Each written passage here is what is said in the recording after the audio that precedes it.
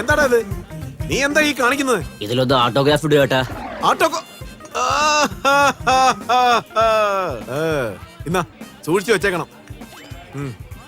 ചേട്ടാ, നിങ്ങൾക്ക് ആരെങ്കിലും സമ്മാനം തന്നിട്ടുണ്ടോ?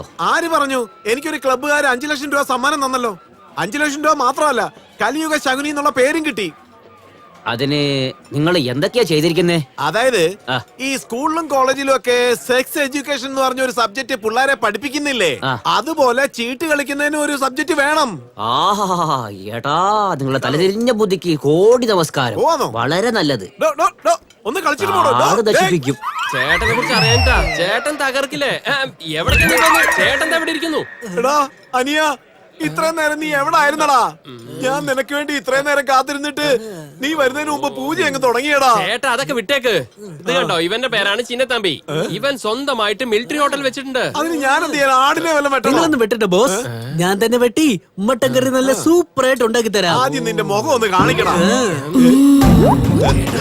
നമ്മൾ അന്ന് കണ്ടില്ലേ ഒരു ദേവതയെ, അവളെ കൂട്ടിട്ട് വന്നത് ഇവനാണ്. അത് ശരി. നമസ്കാരം നമസ്കാരം നമസ്കാരം.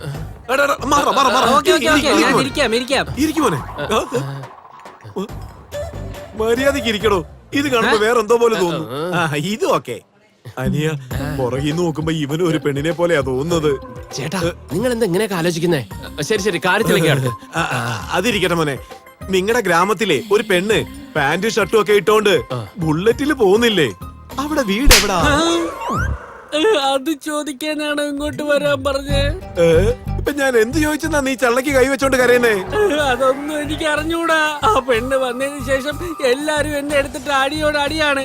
കടയിലെ പൊറോട്ട പോലെ എന്നെ എടുത്തിട്ട് അടിയോട് അടിയാണെന്ന്. കണ്ണ് കണ്ടവന്മാരെല്ലാം എന്നെ എടുത്തിട്ട് ചമ്മന്തി ആക്കുക. ഞാൻ നിന്നെ അടിക്കത്തില്ലടാ. എനിക്ക് ആ ദേവതയെ കുറിച്ച് ചില കാര്യങ്ങളൊക്കെ അറിയണം. അത് മാത്രം ഒന്ന് പറയടാ. അത് പറയാം. ഇരിക്കേട്ടാ, ഇരിക്കി. ആ പെണ്ണിന്റെ കാര്യല്ലേ, അതിനെ പറ്റി പറയണമെങ്കിൽ വെറും 3 ക്വാർട്ടർ മതി ഏട്ടാ. അതെന്തോന്നാടാ 3 ക്വാർട്ടർ? അതായത് ഏട്ടാ, എന്നെ അടിച്ച അടി മറക്കാൻ 1 ക്വാർട്ടർ, പിന്നൊന്ന് ഉള്ളിലുള്ള എല്ലാ കാര്യങ്ങളും പുറത്തു പറയാൻ, പിന്നൊന്ന് മനസ്സിന്റെ ആഴത്തിലിരിക്കുന്നത് ഓർമ്മിച്ചെടുക്കാൻ വേണ്ടിട്ട്. അതൊന്നും നീ ചെയ്യേണ്ട ആവശ്യമില്ല. ടെൻഷൻ ആവല്ലേ ഏട്ടാ. ഇപ്പൊ കാക്കയുണ്ടല്ലോ, താഴെ ഇരിക്കുന്ന വെള്ളത്തെ മുകളിലേക്ക് കൊണ്ടുവരാൻ കല്ലിടുമല്ലോ, അതുപോലെ എന്റെ മനസ്സിലിരിക്കുന്ന കാര്യത്തെ പുറത്തേക്ക് കൊണ്ടുവരാൻ 1 ക്വാർട്ടർ വേണം. അത്രേ ഉള്ളൂ. എന്റെ മുന്നിൽ കാല് പൊക്കിയിരിക്കാൻ നിനക്ക് നിങ്ങൾ എന്തിനാ എല്ലാത്തിനും ദേഷ്യപ്പെടുന്നേ? ശരി, ദേഷ്യപ്പെടുന്നില്ല. എടാ മോനെ, ആ പെങ്കൊച്ചിനെ പറ്റി പറയടാ. തീർച്ചയായിട്ടും പറയാം. ആദ്യം 3 ക്വാർട്ടർ ഉള്ളിലൊക്കെ പുറത്തു വരും. ഒരു ഫുൾ ഓർഡർ ചെയ്യണം. ചേട്ടാ എക്സ്ട്രാ ഒന്നും എന്തിനാ? ഈ ആനന്ദരാമന് സന്തോഷം കൂടുകയാണെങ്കിൽ പാദം മുതൽ ഉച്ചി വരെ വെള്ളം കൊണ്ട് അഭിഷേകമായിരിക്കും. ചേട്ടൻ പറഞ്ഞിട്ടില്ലേ, പെട്ടെന്ന് ഓർഡർ ചെയ്യടാ. എടാ അനിയാ, ഒരു ഫുള്ള് കൊണ്ടുപോടാ. നന്നായിട്ട് അടിച്ചു പൊളിക്കാം. വേഗം എടുത്തോണ്ടാ, വേഗം. അതാ വരുന്നു കേട്ടോ. പെട്ടെന്ന് വെക്കടാ, പെട്ടെന്ന് വെക്ക്. മൊത്തം കേറ്റിക്കോ. വെള്ളം അവനെ കൊടുക്ക, എനിക്ക് വേണ്ട. ഗ്ലാസ് വെള്ളം ഒഴിച്ചിട്ടില്ലടാ. ഇങ്ങോട്ട് നോക്കി കേട്ടാ. അവന്റെ ഇഷ്ടത്തിന് എന്തെങ്കിലും ചേട്ടൻ വിടാ. പാൽക്കുപ്പി പോലെ കുടിക്കുന്നേ. കുടിക്ക് നന്നായിട്ട് കുടിക്കുക, എന്നാലേ ബുള്ളറ്റ് ദേവതയെ കുറിച്ച് നന്നായിട്ട് അറിയൂ. കുടിക്കുന്നത് കാണുമ്പോഴേ ടാങ്കർ പോലെ ഉണ്ട്. എന്റെ അമ്മോ. ചേട്ടാ ഇനി അല്പസമയത്തിൽ എല്ലാം കക്കിയേക്കുന്ന തോന്നുന്നത്. അടുത്ത റൗണ്ട് കുടിക്കണം. ഞാൻ എന്റെ ദേവതയുടെ കൂടെ ബുള്ളറ്റിൽ പുറകെ ഇരുന്നോണ്ട് കണ്ട ആദ്യ ദിനം. ഇപ്പൊ എല്ലാം പുറത്തേക്ക് വരാൻ പോവാണ് കേട്ടോ. നന്നായിട്ട് വരട്ടെ. ഇനി ഒരു റൗണ്ട് കൂടെ, അപ്പൊ എല്ലാം വരും. നിങ്ങൾ നോക്കിക്കാ ചേട്ടാ, ഇപ്പൊ അവൻ എല്ലാ കാര്യങ്ങളും തുറന്ന് പറയാൻ പോവാ. എന്റെ പേര് ത്രിലോകചന്ദർ, ബിൽഡറാണ്. ഞാൻ കേട്ടിട്ടുണ്ട്. ഒരേ സമയത്ത് ഇവിടെ കൊച്ചിയിൽ 4 പ്രൊജക്ട് ഞങ്ങൾ ചെയ്യണത്. ആദ്യത്തെ റൗണ്ടിൽ ഞങ്ങൾക്ക് 2000 ലോഡ് മണൽ ആവശ്യമുണ്ട്. ഇത്രയും ലോഡ് ഇപ്പോ എങ്ങനെ ഇയാൾക്ക് സപ്ലൈ ചെയ്യാ?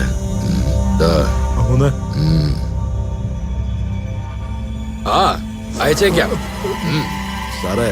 സമ്മതം മൂളിയിട്ട് കറക്റ്റ് സമയത്ത് സാധനം വന്നില്ലെങ്കിൽ എന്റെ പ്രോജക്റ്റിന് അതൊരു ക്ഷീണമാവും. ഞാൻ നരസിംഹനാണ്. കൊടുത്ത വാക്ക് ഒരിക്കലും തെറ്റിക്കാറില്ല. വാക്കാണ് പ്രധാനം. അത് നിറവേറ്റാൻ ഞാൻ എത്ര തല വേണമെങ്കിലും എടുക്കും. പക്ഷെ എന്നെ വിശ്വസിക്കുന്നവരെ ഒരിക്കലും ഞാൻ ചതിക്കില്ല. സബാഷ്, താങ്കളെ ഞാൻ വിശ്വസിക്കും. നിങ്ങൾ മാത്രമല്ല, ഈ നരസിംഹൻ എന്ന എന്നെ എല്ലാവരും വിശ്വസിക്കും. ശ്രീനിവാസ് സർ, ദേ അഡ്വാൻസ്. നിങ്ങളുടെ റേറ്റ് അത് പിന്നെ മാർക്കറ്റ് റേറ്റ് തന്നെയാ. വാങ്ങിക്കോളൂ. തന്നോളൂ. ഇത് ബ്ലാക്ക് മണി അല്ലല്ലോ സർ. ഞാനിതുവരെ ആരും കബളിപ്പിച്ചിട്ടില്ല. ആണോ? എന്നാ ശരി, എന്നാ ശരി. സോമ, ഇതങ്ങോട്ട് സൂക്ഷിച്ചു വെച്ചേ. ശരി, ഞാൻ അങ്ങോട്ട് പുറപ്പെടുക. അങ്ങനെ പോയാലോ? കോഴിയരച്ചു നെയ്ച്ചോറും ഉണ്ടെന്നേ, കഴിച്ചിട്ട് പോകണം. ഇല്ല സാർ, ഇപ്പൊ സമയമില്ല. അടുത്ത പ്രാവശ്യം വരുമ്പോ തീർച്ചയായിട്ടും കൂടാം. ആണോ? എങ്കിൽ ഞാൻ വരട്ടെ. എന്നാ ശരി, പോയിട്ട് വരും. ശല്യം ഒഴിഞ്ഞു. അതുകൊണ്ട് തന്നേ. അങ്ങനെ അത്ര ലോഡ് നമുക്ക് കൊടുക്കാൻ പറ്റുമോ? പറ്റുമോന്ന് സംശയിച്ചു കഴിഞ്ഞാൽ ഒന്നും നടക്കില്ല. ബുദ്ധി പ്രയോഗിക്കണം, ബുദ്ധി. എനിക്ക് അങ്ങോട്ട് മനസ്സിലാവണില്ല. അങ്ങനെ പുഴയ്ക്കടുത്തുള്ള 25 ഏക്കർ സ്ഥലത്ത് ആടും പശുക്കളൊക്കെ ചുറ്റി കറങ്ങാറുണ്ടല്ലോ. അവിടുന്ന് മണ്ണെടുത്ത് ഇയാള് പറഞ്ഞ ഓർഡർ അങ്ങ് കൊടുത്തേക്കാന്നേ. അത്രേ ഉള്ളൂ. അത് ശരി. വിശ്വസിക്കുന്നവരെ ഭൂമി ഒരിക്കലും ചതിക്കില്ല. അങ്ങനെയുണ്ടല്ലേ? അതുപോലെ എന്നെ വിശ്വസിച്ചവരെ ഞാൻ ചതിക്കില്ല. എങ്ങനെയുണ്ട്? കാശ് കൊതിയൻ.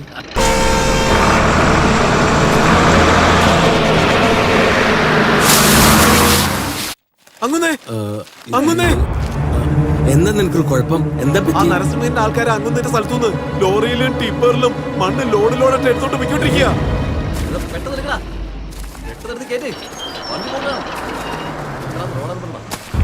ആരുടെ എന്നോട് ചോദിക്കാതെ മണലെടുക്കുന്നത്? ആദ്യം നിങ്ങൾ ഇവിടുന്ന് പോ. മണലെടുക്കുന്നത് നിർത്ത്. എല്ലാവരും ഇവിടുന്ന് പോ. ഇയാളെന്താ വിളിച്ചു പറഞ്ഞപ്പോഴാണ് അതിനടുത്ത് നിൽക്കണോ? പോയി പണിയെടുക്കടാ. ഞാൻ പറഞ്ഞോണ്ടിരിക്കുന്നത് എന്താണ് ചെയ്തോണ്ടിരിക്കുന്നേ? വണ്ടിനെ താഴോട്ട് ഇറങ്ങടാ. ഞാൻ പറഞ്ഞോണ്ടിരിക്കുന്ന അവൻ വണ്ടിയിൽ തന്നെ കുത്തിരിക്കുന്നത്. എഴുന്നേക്ക്. പെട്ടെന്ന് വണ്ടി കേട്ടാ. ഇവിടെ ഇരിക്കും.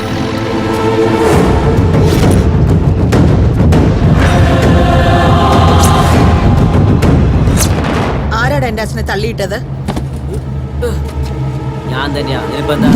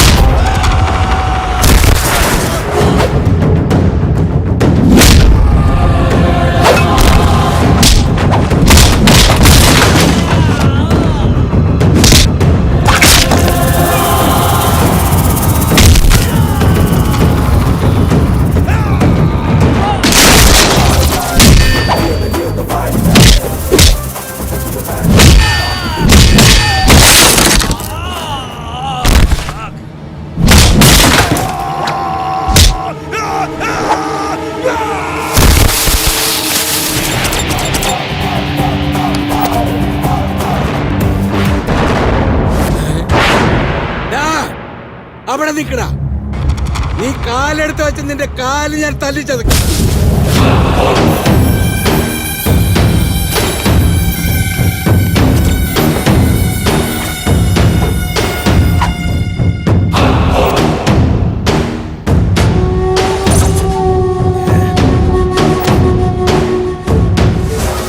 എന്താ നീ അവിടെ വന്ന് പ്രശ്നം ഉണ്ടാക്കിയെന്ന് കേട്ടു. അതെ, നന്നല്ല.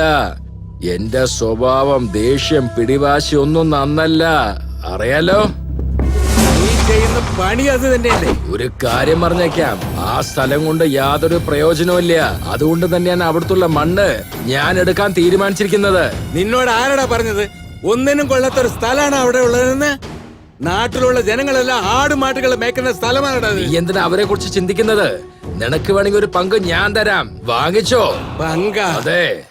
ഡേയ്, പാവപ്പെട്ട പണം വാങ്ങി തിന്നുന്ന പരമ്പരയിൽ ജനിച്ചവനല്ലടാ ഞാൻ. വേണ്ടെങ്കിൽ വായ മൂടിയിട്ട് വെറുതെ ഇരുന്നാ പോരെ. ആവശ്യമില്ലാതെ എന്റെ അടുത്ത് നീ പ്രശ്നം ഉണ്ടാക്കി കഴിഞ്ഞാൽ ഞാൻ ബിൽഡറിന് വാക്ക് കൊടുത്തിട്ടുണ്ട്. എന്നെ കുറിച്ച് നിനക്ക് നന്നായിട്ട് അറിയാമല്ലോ. നീ ആരാണെന്ന് എനിക്ക് നന്നായിട്ട് അറിയാടാ. ഒരു കാര്യം പറഞ്ഞേക്കാം, വെറുതെ എനിക്ക് ദേഷ്യം വരുത്തരുതേ. 10 കൊല്ലം കൊണ്ട് ജീവിക്കാൻ ആഗ്രഹം ഉണ്ടെങ്കിൽ അടങ്ങി ഒതുങ്ങി അവിടെ ഇരുന്നോളണം, പറഞ്ഞേക്കാം ഞാൻ. എന്റെ പെങ്ങളുടെ കഴുത്തിലുള്ള താലി കുറച്ചു കാലം അവിടെ തന്നെ ഉണ്ടാവട്ടെ എന്ന് വെച്ച് നിന്നെ ഞാൻ വെറുതെ വിട്ടേച്ച് പോവാണ്. ആവശ്യമില്ലാതെ എന്നോട് കളിക്കാൻ നോക്കിയാണ്ടല്ലോ, ഭൂമിക്കകത്തൊരു കുഴിയുണ്ടാക്കി നിന്നെ ചവിട്ടി മണലോണ്ട് മൂടിയിടും ഞാൻ. എടോ, കുറച്ചു കാലം കൊണ്ട് ജീവിക്കണോ അതോ വേഗം ഭൂമിക്കകത്ത് പോകണമെന്നോ നീ തീരുമാനിച്ചോ? പെങ്ങളെ, വെറുതെ അങ്ങനെ വാ നോക്കി നിക്കാതെ ഭർത്താവിനൊന്ന് പറഞ്ഞ് മനസ്സിലാക്കി കൊടുക്ക്. അല്ലെങ്കിൽ പെങ്ങള് വിവരം അറിയും.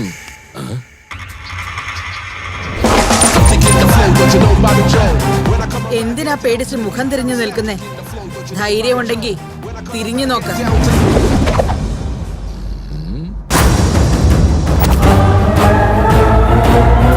എന്താ പറഞ്ഞേ? കൊന്നുകളയുമെന്നോ? നിനക്ക് അത്രയും ധൈര്യം ഉണ്ടെങ്കിൽ, നീ ചങ്കൂറ്റുള്ള ഒരാണാണെങ്കിൽ ഒരു പ്രാവശ്യം അവരെ ഒന്ന് തൊട്ട് കാണിക്ക.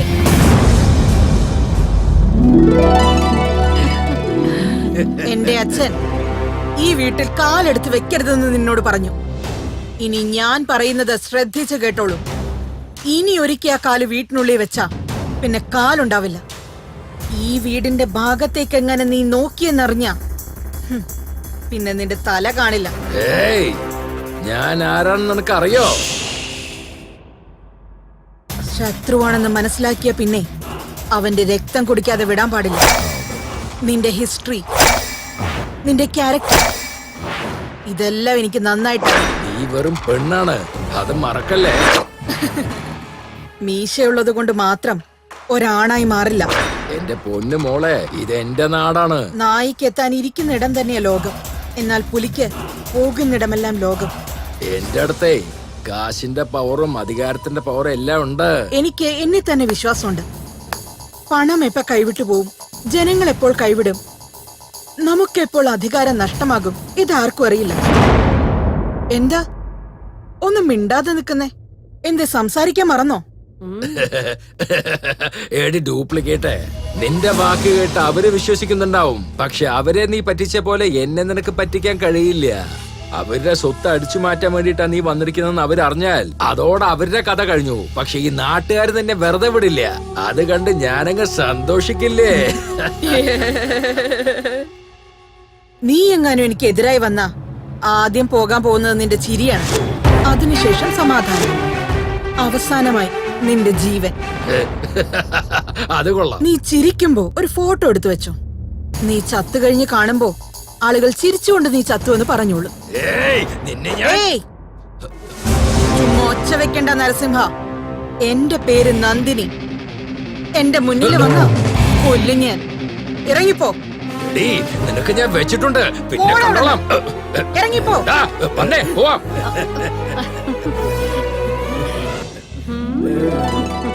ആരാച്ചത്? അവനൊരു രാക്ഷസനാണ് മോളെ, രാക്ഷസൻ. മുറപ്രകാരം നിന്റെ അമ്മയുടെ സഹോദരനാണ് അവൻ. അവൻ എനിക്ക് അളിയനും എന്റെ സഹോദരി ഭർത്താവുമാണ് അവൻ. അയാളോ? അതെ മോളെ, എന്ത് പറയാനാ ഞാന്. കലികാലത്തില് ജനിച്ചവന്മാര് തല തെറിച്ചവരെ പോലെ ഇങ്ങനെ പെരുമാറിയാലേ അത് അവന്റെ വിധിയാണെന്ന് കരുതണം. അവനൊരു ജോലി വേണമെന്ന് പറഞ്ഞാണ് നമ്മുടെ വീട്ടിൽ കാലെടുത്ത് വെച്ചത്. സ്വത്തിന് ആഗ്രഹിച്ച എന്റെ അനിയത്തിയെ മയക്കി ആരും അറിയാതെ അവളെ വിവാഹം കഴിച്ചു മോളെ. എന്റെ അനുജത്തിക്ക് സ്വത്തിൽ പങ്കുണ്ടെന്ന് അറിഞ്ഞപ്പോ അത് മാറ്റോണ്ട് പോയി മോളെ. കുട്ടി ജനിച്ചപ്പോ അവളും മരിച്ചുപോയി മോളെ. ഇപ്പൊ എനിക്ക് ബാക്കിയുള്ള സ്വത്ത് അപഹരിക്കാനാ നോക്കുന്നവൻ. അച്ഛാ, ഉറുമ്പുണ്ടാക്കുന്ന കൂട്ടില് പാമ്പ് വന്നിരുന്നിട്ട് ഇതെന്റെ വീടാണെന്ന് പറഞ്ഞു. ശരിയാണ് മോള് പറഞ്ഞത്. അതല്ല മോളെ, ആ രാക്ഷസന്റെ ദൃഷ്ടി നിന്റെ മേലെ വീണല്ലോ. ഇനി ആ ദുഷ്ടൻ എന്താണാവോ ചെയ്യാൻ പോകുന്നത്? അമ്മേ, ഈ ജന്മത്തിൽ നിങ്ങളുടെ മകളാൽ ആളുകൾക്ക് നന്മ ഉണ്ടാവണമെന്നുണ്ടെങ്കിൽ അയാൾ മരിക്കണം. എന്നാൽ മോശമായി നടക്കണമെന്നുണ്ടെങ്കിൽ ഞാൻ മരിക്കണം.